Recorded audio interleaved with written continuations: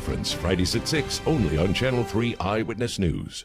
We're going to end up kind of having a let's brag on Chattanooga morning, and that's fine by me because Scotty Summerlin was here with Hamilton County, Rachel Eman, talking about their partnership to bring the internet to area kids and bragging, rightly so, on Chattanooga and our 100% coverage with internet here in town, how forward thinking that is. Well, now we've got Bryan Fryar here. He handles the mortgages over at Tennessee Valley Federal Credit Union, and he's going to brag a minute because TVFCU recently had some pretty nice accolades from Forbes magazine. So good to see you. Good to see you. Thanks for having us. Forbes magazine 2021 edition. TVFCU was voted #1 credit union in the state of Tennessee, and we were ranked #1 credit union in the United States. So that's a pretty great thing. That's a great thing. You'll take it. Yep, we'll take it all day long. Very, very proud of that. Now, I'm guessing that did involve kind of all the different facets of what you can do with your banking at the credit union, but you deal with the mortgages. I do. I'm actually the sales manager in the mortgage department,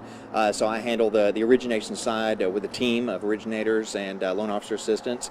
So TVFCU, actually in 2020, we were voted Best of the Best, Times Free Press, as #1 credit union, #1 financial institution. Also, we were voted #1 mortgage lender in the Chattanooga area too. So lots of accolades. Let's talk about the mortgage side of things, because I'm kind of surprised you could find a free minute in your day to come and talk to me. This must have been quite a year. Is your head spinning? Oh, wow. Yes. It's always been busy. I've been 23 years in the mortgage industry, but I will say about March of 2020, our heads began spinning. Mortgage rates dropped to the lowest I've ever seen them. Actually, they're historically low, and it's had no let up. Still very, very low right now. It just created a refinance boom, and then in 2021 created a huge purchase boom. I think everybody knows now in the news the limited inventory of homes for sale. We're still seeing that. It is easing up a little bit in the local market and across the United States, but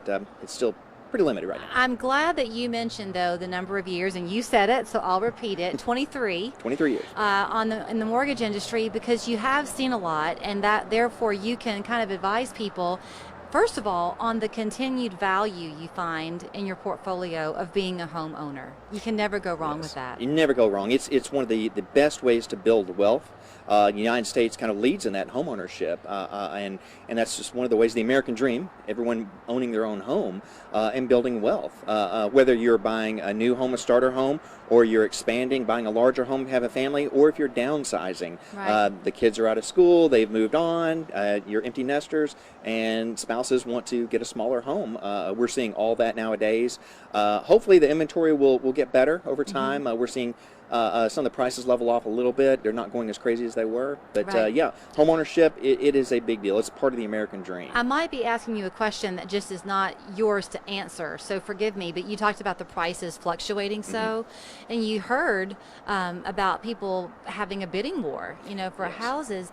As a mortgage lender, there's only so far you can go with that, right? Correct. Yes, it's it is kind of a sticky situation sometimes. The bidding wars, we do see them somewhat here in the Chattanooga area, not quite as much as you see like in the major metropolitan areas, maybe Atlanta or Nashville. Nashville's a very hot market, but we do see it here time to time. We're not seeing it quite as much. Seems like the past few weeks it's leveled off a little bit. But yes, a lender and a buyer is kind of limited. If you're going to be paying over, and I would caution sometimes, paying over the actual value of the home. Right. You're eating into, you're not gaining any equity in the home. So I do caution people with that. Do think about that. Of course, people want to buy the home they want. They find their dream home sometimes, and they may want to pay a little bit more. But I would do caution people sometimes to be careful about that. So we were talking off camera about this quandary that people find themselves in, where they'd love to sell and maybe capitalize on this good seller's market, but then you got to buy something. True. So a lot of folks are choosing to do some home renovations and that kind of thing. Would they come to you as well for a home improvement loan or something? Home improvement loans, and there's basically two types of loans in the mortgage industry. There's a home purchase, whether you're buying a primary residence or you're buying a second home or vacation home or investment property. But also we do refinances to get a lower rate, or get a cash out to get some cash out to do the home improvements, which we've been seeing a lot of that, especially with the market being so tight as far as inventory.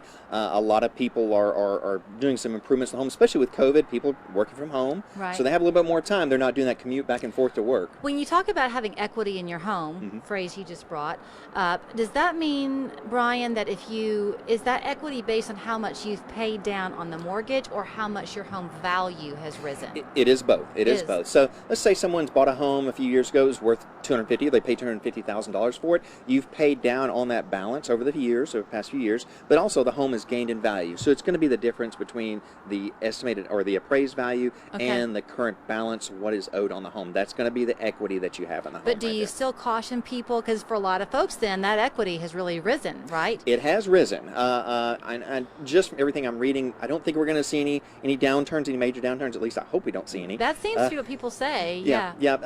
We might see a correction maybe in the market, flattening out maybe. But Chattanooga, especially in our area, we don't see a lot of the high highs, but we never saw a lot of the low lows either, especially in the 2008 crash. Still, even with that, if there is a correction, home ownership is still the best way to build wealth for the American family. Okay, talk about making appointments to come and see you. Are y'all having to handle things virtually, or can people come in and talk to you? We actually are handling it virtually right now. You can go online, apply online, talk to our mortgage originators. But we also have a service too at TVFCU. It's called Pop.io.